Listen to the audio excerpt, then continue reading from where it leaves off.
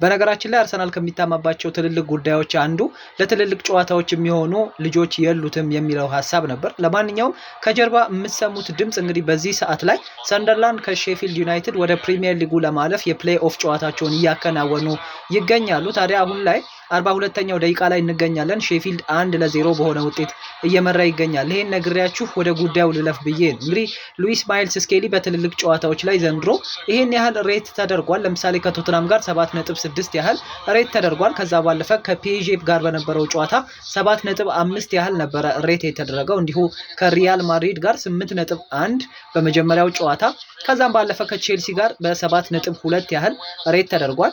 ከሪያል ማድሪድ ጋር ዳግም ደግሞ እንዲሁ በመልሱ ጨዋታ ላይ 7.5 ያህል ሬት ተደርጓል። ከማንቸስተር ሲቲ ጋር 7.5። እንግዲህ እነዚህ የሉዊስ ማይልስ ስኬሊ ሬቶች ናቸው እና ይሄ ልጅ ለትልልቅ ጨዋታዎችም ሳይቀር ያገኘው አንድ ትልቅ ፍሬ ነው ማለት እንችላለን። ለማንኛውም ሉዊስ ማይልስ ስኬሊ በዚህ ፐርፎርማንሱ ይቀጥላል ብላችሁ ታስባላችሁ? በቀጣይ የውድድር ዘመንስ እንዲሁ በሃይስት ሬቲንግነት ይቀጥላል ወይ ብላችሁ ታስባላችሁ? ሀሳባችሁ ኮሜንት ሴክሽን ላይ ማስፈር ትችላላችሁ። ግን አሁንም ቢሆን አርሰናል ከአካዳሚው ትልልቅ ልጆችን እያገኘ ነው የሚገኘው። በፊዚካል እያልኩኝ አይደለም፣ ግን ደግሞ በፐርፎርማንስ ረገድ ከግዢ ይልቅ የአካዳሚው ፍሬ የበለጠ ዋጋውን እየከፈለው ይገኛል ብዬ ነው እኔ የማስበው። ፎሎ ማድረግ ቤተሰብ ነው። መልካም ጊዜ